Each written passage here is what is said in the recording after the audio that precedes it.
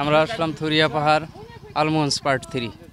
এখানে এটা মহিলার বিধবা মানুষ আছে, এটা বিধবা মহিলা মানুষ আছে, তাকে কিছু ঈদ উপলক্ষে আমরা দান করবো, ওই সম্পর্কে আসলাম।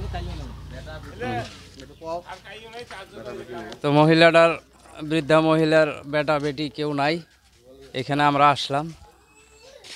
তো কই বাড়ির মানুষ কই?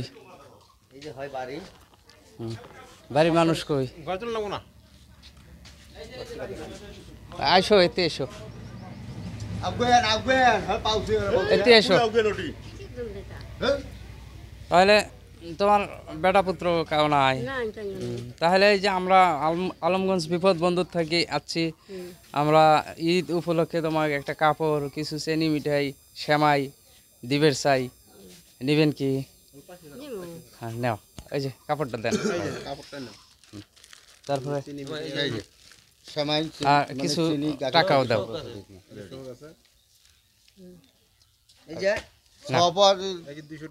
তো নাই তোমার। তো যাই হোক, আমরা যাতে এই ধরনের কাম ভবিষ্যতে আরো করে পাই, দোয়া করেন নাকি? এটুকু কয়ে শেষ করলাম। আসলে এই দায়িত্বগুলো হয়েছে আশপাশি মানুষের, সমাজ জামাতের দায়িত্ব, যে কার আছে কার নাই খবর সবর নেওয়া দায়িত্ব।